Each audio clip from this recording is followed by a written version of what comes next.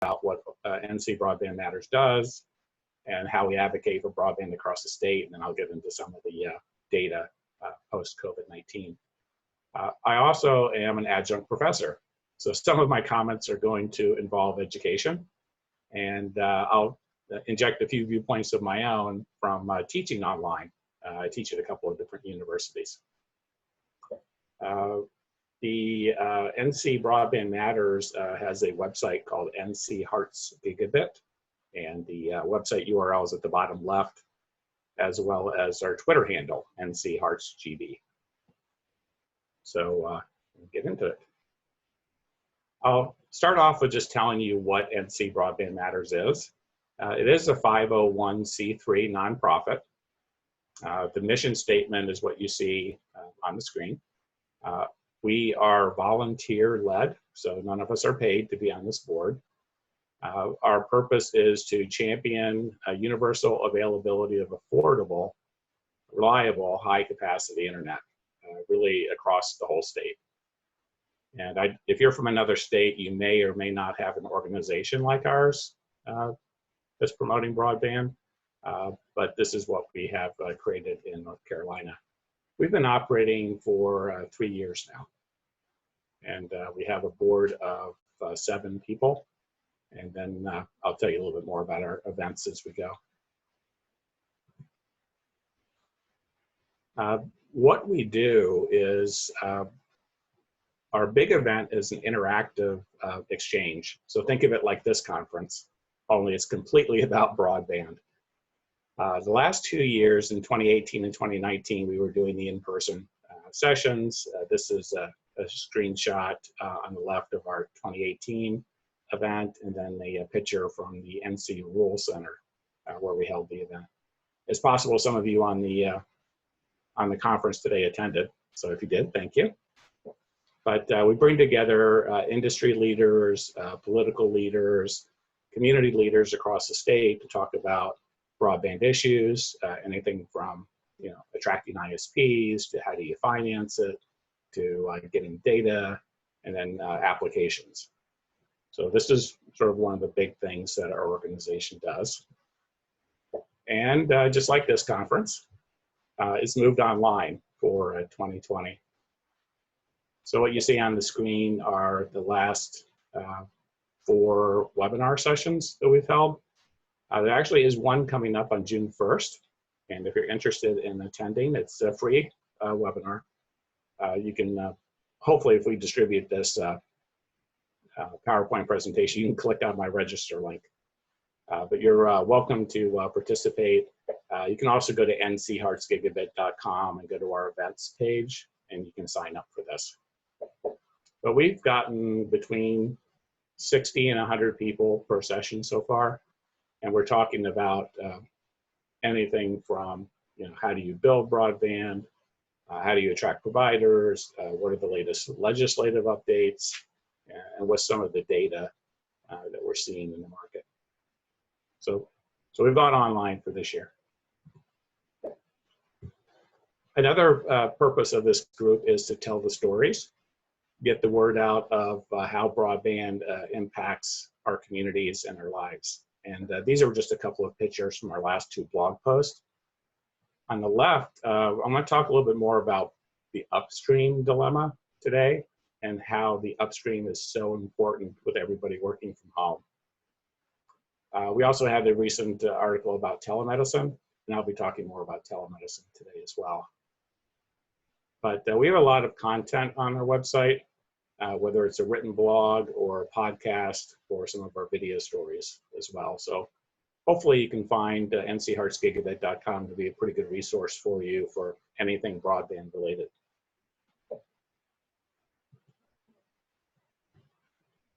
Okay, in the post-COVID world, I wanted to talk about some of the challenges in education.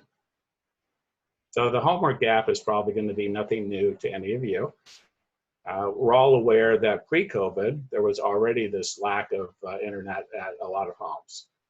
But what's happened with kids having to do online schooling is it's just really heightened that gap. It's just more prevalent than ever. And it's not just an issue for the students, but teachers as well. And I've got a slide here in a minute to talk about some of the challenges for teachers that aren't used to teaching online. So it's not only their broadband, but it's also the process of how they teach. And just taking a look at North Carolina's numbers, there are about 2.6 million teachers and students, which is a little bit over 25% of our population. So when you think about this problem, this is a big problem. It's impacting so many people. And again, if you're from Virginia or another state, I'm sure you have very similar numbers. An interesting fact that I saw was about 70% of teachers are assigning homework that requires access to the internet. It's pretty natural. I mean, you can get very current content. It's widely available, but students that don't have internet at home are at a disadvantage if the teachers are constantly referring to online materials. And I'm a little guilty of that myself, being an adjunct professor. I'll frequently point to online materials, and I'm assuming that the student can access them. So that is a big challenge. And the last bullet here is sort of, what's the impact for all of this? And there's been a lot of concerns raised recently about the online schooling and having students fall behind because you don't have that same rigor and oversight that you would in an in-person class. And if a student doesn't have access to technology, it just makes it even worse. So I'm probably preaching to the choir here because many of you probably feel the same way, but this is just one of the big challenges we're facing. So I mentioned a minute ago that educators are now having to learn different things, different tools to teach online, particularly if the educator is used to teaching in-person classes. Anything from proctoring exams, or before you may give the exam to the students, you can make sure they weren't cheating, you can make sure they weren't asking questions of their neighbors, and it's a little different when it's online and trying to maintain that. Lesson plans, also you have to balance the asynchronous nature of perhaps posting a PowerPoint or posting a video that the student does later versus synchronous lessons like using Zoom or like we're doing now or any other video conference tool. And trying to balance these different ways of getting material and getting the lessons to the students. We've also seen that there are more forms of communication that are needed with students being at home. And this does impact the teacher. So greater use of things like discussion boards, emailing the students, creating announcements, having forums. These are all things that you may not need to do in an in-person class, but they're just really critical for online classes. So it's just one of the ways that teachers have had to adapt to this post-COVID world. And making resources available online, whether they're digital publications or news sites. Again, the materials are there, and you are counting on the fact that students have the internet access to go reach them. So these are just some of the challenges. So with education occurring at the home, there's another factor that's coming into play that's really impacting the bandwidth that people have. And if any of you have students at home, I'm sure you run into this very issue. A lot of the parents are now working from home. So if your office is closed and you're now working from home, well, guess what? Your demand on your internet connection has gone up considerably. So you might have both parents working from home, students are also working from home, and your internet connection hasn't changed. So now there's an issue with trying to share the bandwidth. And if you're using VPNs, which many of us in the working world will use, or even some of the video conferencing applications consume a minimum amount of bandwidth, that starts to tie up your connection. And the upload speed becomes much more important in the post-COVID world. So Pre-COVID, how did we use the internet at the home? Frequently, it was for download. In fact, the great majority was for download. You're streaming videos, you're consuming content that's on the web, you're downloading information. Yes, we uploaded, but download was much more prevalent. Now it's almost a balance. The upload is just as important as the download. And if you think of it, if you were in an office, you might have a meeting with people down the hall. You may be sharing information personally. But when you're all remote, now you're having to upload documents, email documents, file sharing documents, and you're uploading from your device. So we're seeing a lot more of that than we ever used to. We're also seeing a time of day shift. So the residential market used to peak in the evenings between 6 and 11 p.m. Local time. Not surprising, right? This is when the adults come home from work. It's after dinner. And what are people doing in the evening? They may be doing work, maybe watching Netflix videos. Schoolwork may be taking place. But frequently it was in these evening hours. But what we're seeing now is there's really a steady stream of bandwidth being used basically all day long. 7 a.m. might be a little bit early, but for those of us who are in the work world, a lot of us are up at 7 working. And we may stay active until midnight. So it's not just this after work hour, after school hour phenomenon, but it's all day long. So this is a shift that's really just occurred over the last 2 months.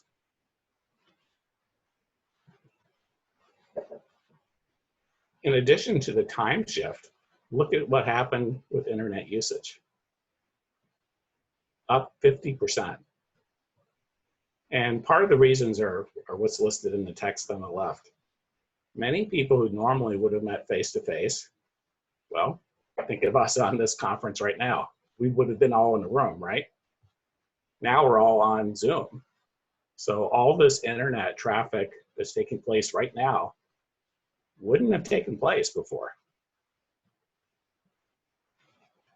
And what's happening is, everyone else is also using Skype and Zoom and WebEx. So the daytime internet traffic has really filled up with video. So just like this video call. On the right, it might be a little hard to see, but the blue line is the US. So you can see from a perspective there, we basically have gone up 50% in internet usage from the 1x to about 1.5x. And it's not just a US phenomenon. The other lines are other countries. And we're all kind of experiencing the same thing.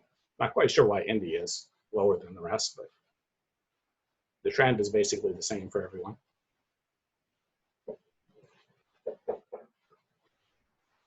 This was an article that came out in, I think, the Raleigh News and Observer a couple of weeks ago.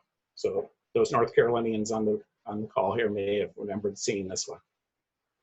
But they took some of the data, the source of this was Broadband Now, and they compared internet speeds in the major towns in North Carolina, sort of post-COVID versus pre. And what I circled there were some of the significant drops in some of the markets in speed. So take Charlotte, for example, 24% reduction in the median download speed post-COVID. And it was really just due to increased bandwidth on the internet. Fayetteville, Raleigh, Winston-Salem also has some significant hits. Some of the other towns were not impacted though. Greensboro and Durham were basically the same post-COVID. But you're starting to see where all this increased bandwidth is slowing down the internet.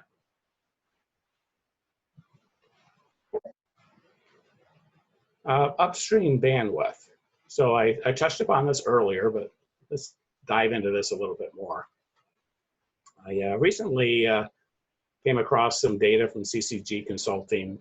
Doug Dawson, who runs this group, out of the Asheville area, shared some data that I wanted to share with you. And one of the sort of prominent themes was the upload connection has now become a choke point. Now, in your office, you might have symmetrical connections. You might have 100 by 100 or 200 by 200 or a gigabit by a gigabit or whatever bandwidth you have. If you're at home, odds are you have cable or you have DSL, because that's the predominant form of home internet.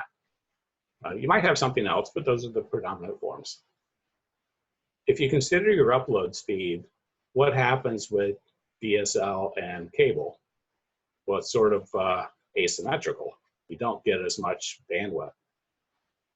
And what's happening now is that upload limit is now becoming the choke point in your home access.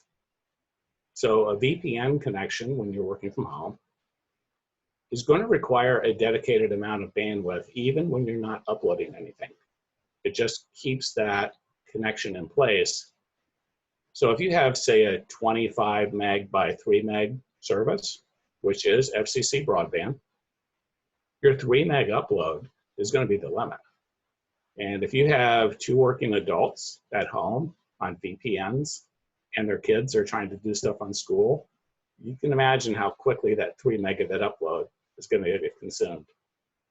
And even if you have cable, a lot of the cable upload speeds are 10 megabit or 20 megabit. And it doesn't take long to fill that up either. We had the virtual meetings that I mentioned earlier for NC Broadband Matters.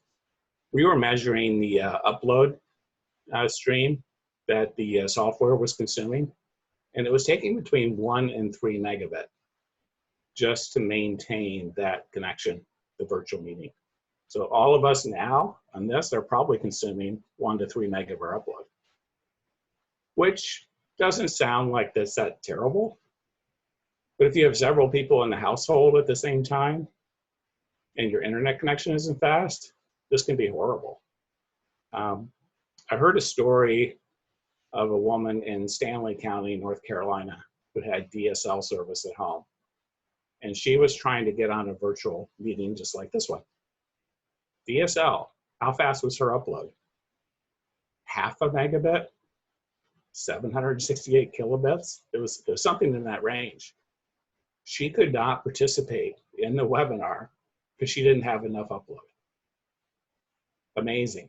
It's something that just really wasn't as prevalently, impactful before that it is now. And a big difference in the upload is you can't buffer. So when you're downloading, you're streaming video, you can always buffer. We don't like to see the scrolling circle, but typically your video is going to run about 5 minutes of play ahead of you. So there could be some hiccups and you don't really notice because it'll still stream smoothly in your device. But on the upload, when it gets full, there is no buffering. It's full. There's no room for anybody else to connect. And I don't know if any of you have run into this situation, but if you have multiple people at home and your upload speed gets full, you're now at the point where you're telling other people in your family, hey, get off the internet. I got to upload a file, or get off the internet. I've got this conference that I've got to be on. So that's obviously not a good situation. We need to have enough bandwidth for everyone. And it's not just the download, but it's the upload as well.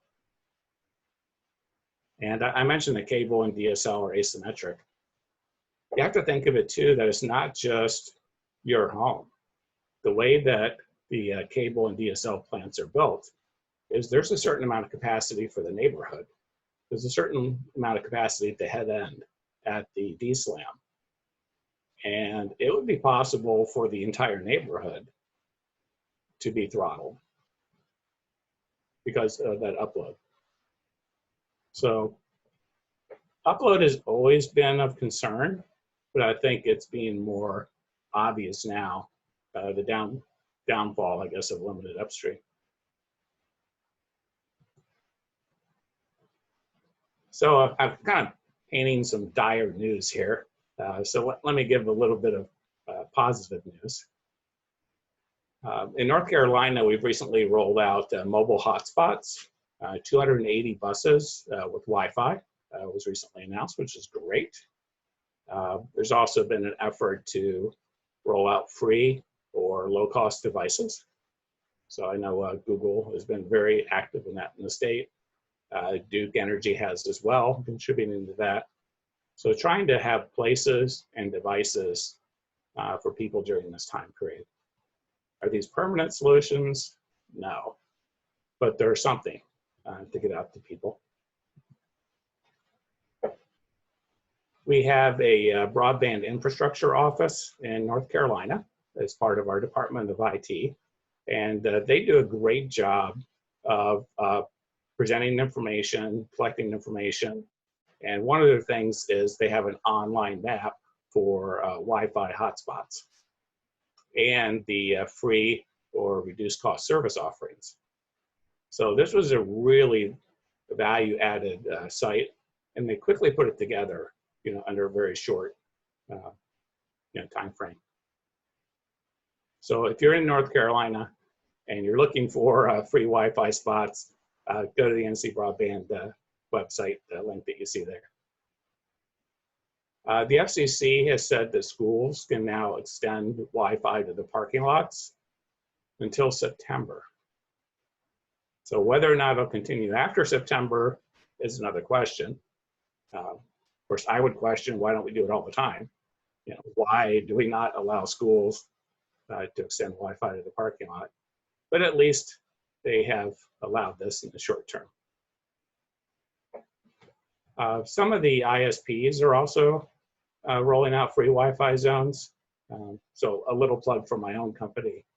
We're active in Alexander County, and we work with the county to put in a free Wi-Fi hotspot in downtown Taylorsville. And then we added like 3 Wi-Fi hotspots at different churches across Alexander County. So we're not the only ones to do this. So it's nice to see the different ISPs step up and provide these free locations. It's not as good as being at the home. I mean, this is almost like sending your kids out to McDonald's, but it's not McDonald's. It's a publicly available spot. In this particular example that I used for Alexander County, it is outside the county courthouse, and you can drive up in your car and sit in the parking lot and access the Wi-Fi. So you never have to get out of your car. You never have to go within 6 feet of another person, and you have the internet. Now, taking your kids to the parking lot to get on the internet for 2 hours isn't ideal, but it's something. It's a way of getting online.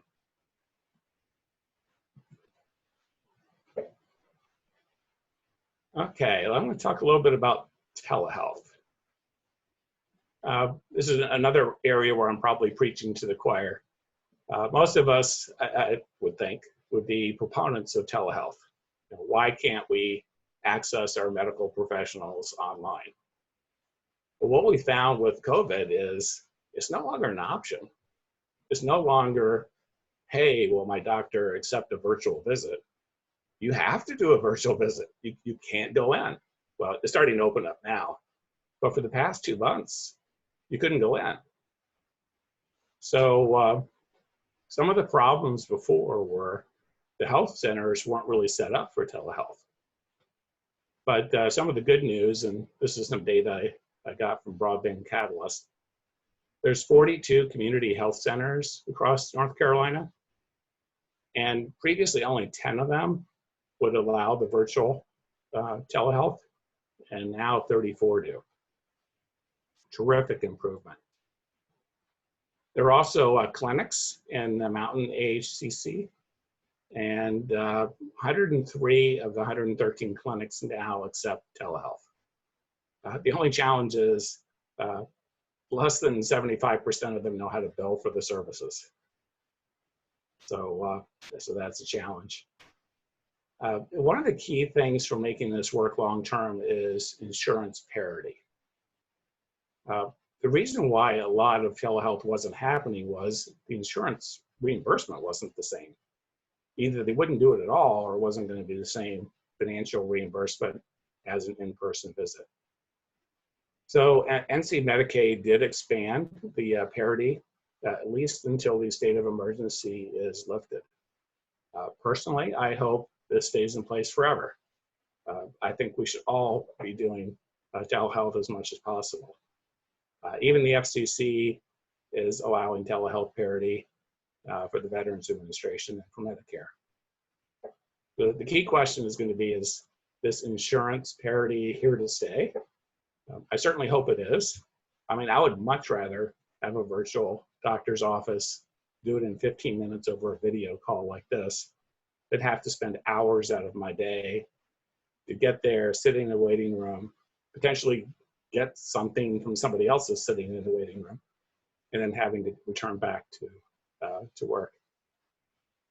So I hope parity is here to stay. Here is something that I feel highly confident is here to stay, and that's work from home.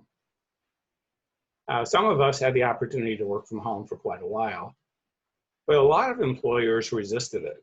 There was, I think, fear, uncertainty, and doubt of how do you manage people who are remote? You know, if I can't see my employee, how do I know they're working? How do I know they're not out, you know, goofing off? Well, I think what we've seen the last couple of months is there's very little loss of productivity, by and large, when people are working from home. In fact, one can argue that productivity increases because people are working longer hours. So here were some of the headlines I grabbed off some of the internet sites here recently. The one on the left came out of WRAL, nationwide in Raleigh, has made all their workers remote. And then the large article is they did it in 5 states. So it's pretty amazing. You know, why have all your insurance workers go to a building if they can effectively work remotely? And on the right, there's just some other articles. Almost every big employer is considering something like this. Silicon Valley companies like Twitter and Square and Shopify, you know, they've all gone to these permanent work from home scenarios. So some of you on the call may be saying, yes, this is exactly what I want. But it's really going to have a profound impact on broadband. If you think back a few slides, that upload limit, the fact that, you know, a lot of people are going to be trying to consume that bandwidth, it's really driving an increase in the need for bandwidth at the home. But I think this trend is here to stay, and these companies certainly think so. So one of the biggest challenges for all these changes is going to be in the rural areas. I mean, the challenges apply across the board: education, telehealth, upload, bandwidth limitations, and so forth. But the challenge is even bigger in the rural areas. And here's why. 39% of the people, this is across the whole US, 39% of the people in the rural areas lack access to high-speed broadband. This is FCC data. 2016 was the last data point that I had. And you have to remember, broadband is being defined as 25 megabit down and 3 megabit up, which is pretty low for what people need to do today. But even at that low bar, 39% of the people don't even have it. If you live in Raleigh or Richmond or Charlotte, sure, you have broadband.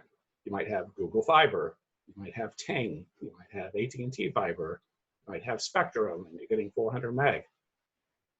If you live in a rural area, you're lucky if you can get access to 25 megabit speed. So it's just a really big challenge for the rural areas. So why is that the case? Why don't rural areas have the same broadband that the metro areas have? Well, these are the reasons. First one is probably what you'd guess, right? Building broadband networks is really expensive and it's hard. And if you don't have a large population of customers, you have to spread this cost and this effort across fewer people. So there's less incentive for the ISP to invest. And if you couple this with facts like our internet maps are wrong, one person in the census block has broadband, so the maps show that the entire census block has broadband. But we know that's not right. But unfortunately, bad data makes it difficult to allocate resources to the places that need them the most.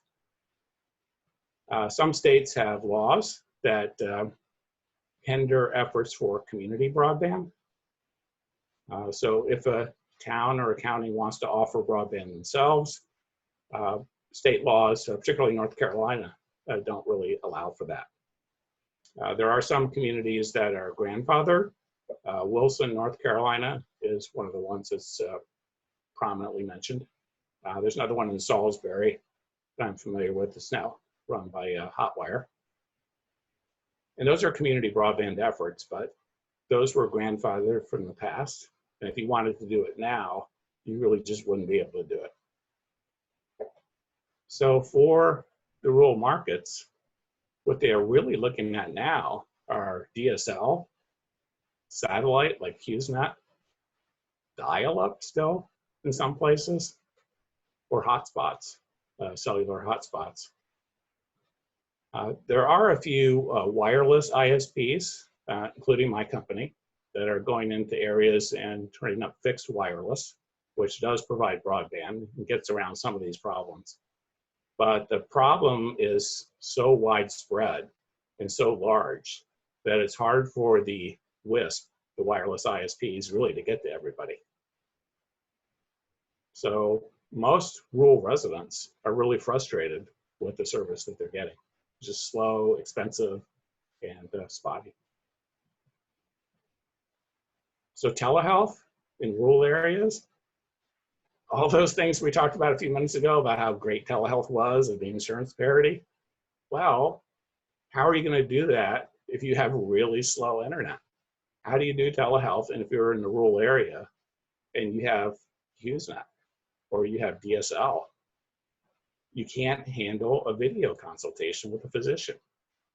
So the estimate here, this was a University of Pittsburgh study, 60% of our rural residents don't have the internet to handle a video consultation. That's amazing. It's amazingly bad. We should all be angry at this, right? We should all be trying to help the rural areas get faster speeds. Online education, with the rural markets, the rural areas have it tough here as well. So over 12 million students in remote and rural areas can't access the internet at home. So yes, we have these things now. You can go to a school bus and get on Wi-Fi or go to public Wi-Fi, but this really puts the rural school-age children at a disadvantage. So this is another tough route for the rural areas. Work from home. A lot of us are doing that right now. So it's nice if you are living in a metro area and you go home and you have Google Fiber, or you have Spectrum, or you have Ting, or you have Spectrum, or you have some fast service. But if you don't have fast service, how are you going to work from home? How are you going to use your VPNs? How are you going to do these video conferencing? So it's just a much bigger challenge in the rural areas. It's enough of a challenge across the board, but if you're in a rural area, it's even worse. So what's needed? Kind of put it in 5 categories on the left. The first is availability. There's a little chart on the right that kind of shows availability and how big of a problem it is. The last bar is the rural, and you'll see it's a major problem or a minor problem for most people. But making it available is number one. Closely behind it is affordability. It's not availability in any price. A lot of the rural residents don't have an income at the state average. So you might be working with lower income individuals, and they just can't afford a $100 a month internet bill. They need something that's much more affordable, something that works in their budget. Speed, a minimum of 25 by 3. And even 25 by 3 can get choked pretty quickly. But you may see some data that says, 10 megabit down by 1 megabit up is satisfactory. That's garbage. It just doesn't work.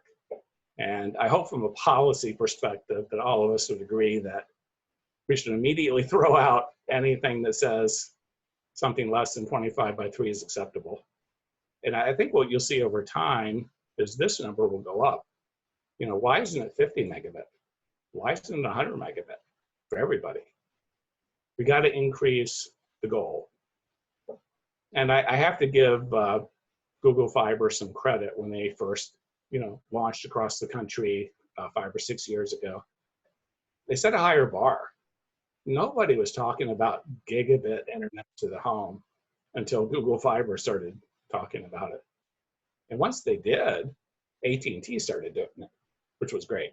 And then you get people like Ting that come out and do it. And North State Communications offered gigabit. And Spectrum increased their plans. I had like a 60 megabit connection with Spectrum at the time, and it got upgraded to 300 meg. And now you can get gigabit on Spectrum. Why did all of this happen? I think it's because Google Fiber came in and set a high bar, and it forced the competition to step up. And what happens when there's greater competition? Consumers win, right? We get better prices, lower cost. So sorry to diverge on that one, but in order to get our speeds up, I think we need that same level of, set a high bar and get service speeds increased. Reliability and security would be the last two. And I think I'm kind of about at the end of my presentation. And I wanted to allow some time for questions and dialogue. Before I turn it back over to Ann, though, I wanted to just give my information on the left.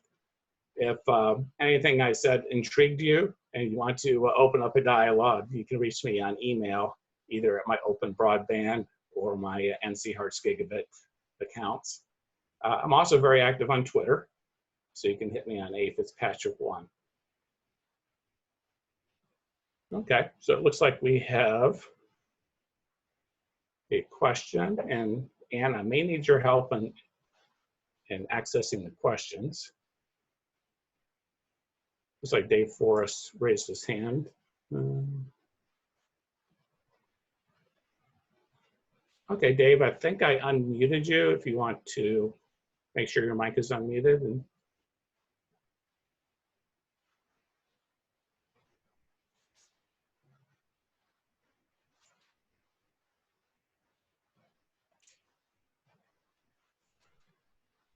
Sorry, Dave, I'm trying to unmute you.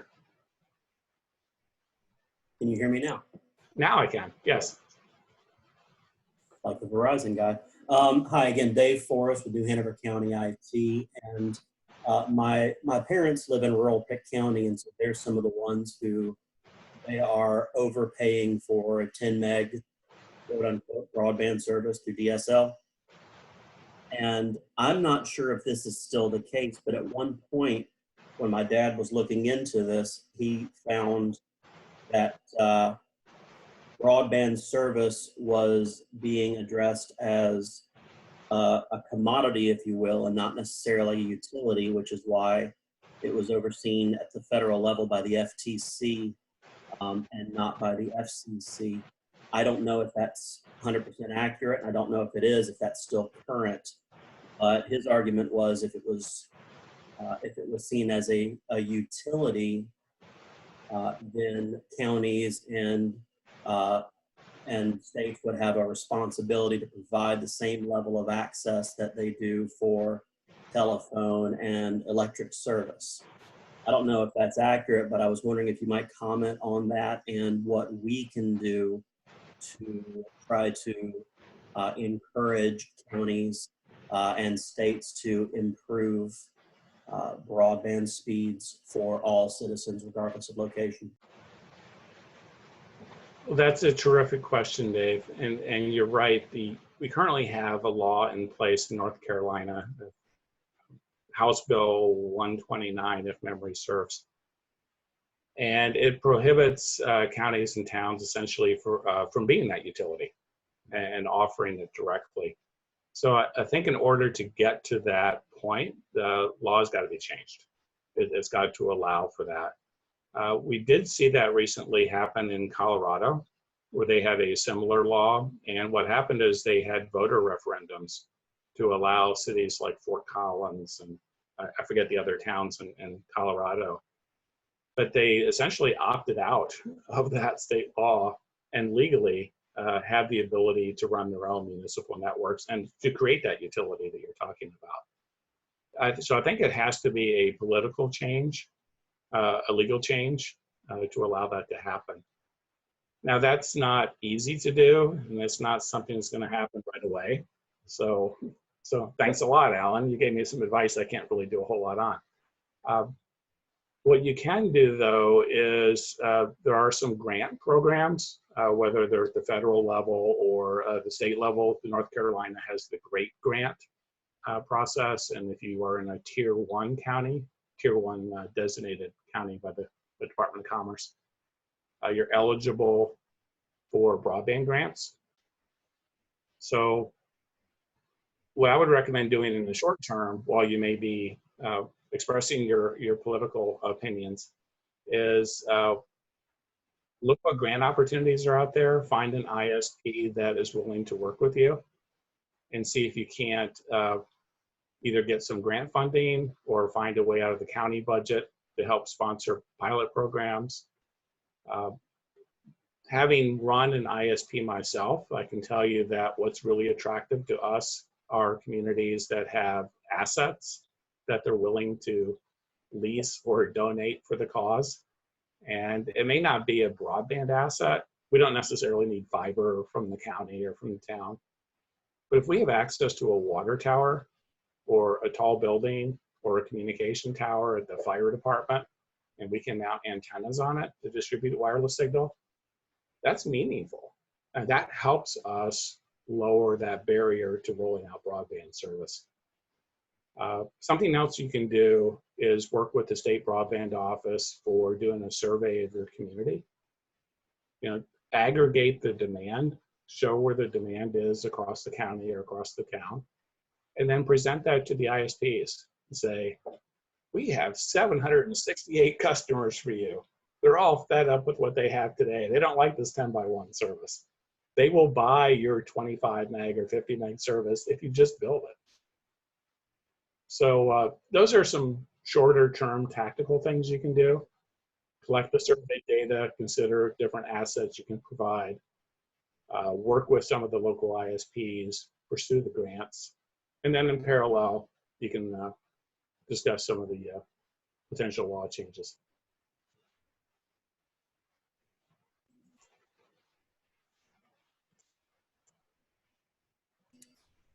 Thank you, Alan. I appreciate that.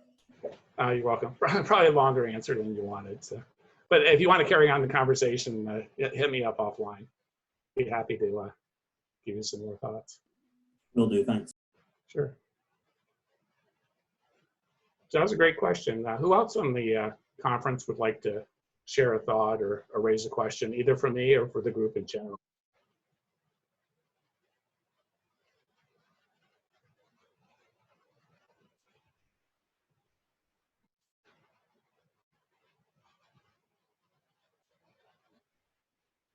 Should I call on somebody specifically? Nobody likes being called on, right? That's what the professor does. I'm scrolling through the attendee list to see if there's anybody I want to pick on. I don't know most of you, though. Because I don't think. I'm just kind of scrolling through the list. Okay. Anybody want to raise a question or touch upon the subject before we turn it back to Ann?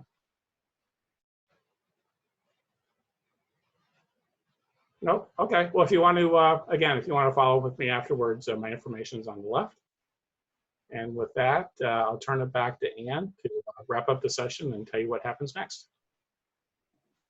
All right. Thank you, Alan. That was a great and very relative information session on the topic of broadband. We really appreciate your being with us today virtually to share that. Also, thanks, Dave, for your question. That was great. Next up is our final virtual exhibit hall opportunity to stop by, visit with, and thank the vendors for their support of Nikojiza. The exhibit hall ends at 11:45, at which time we'll then hear our keynote speaker, Emily Daniels.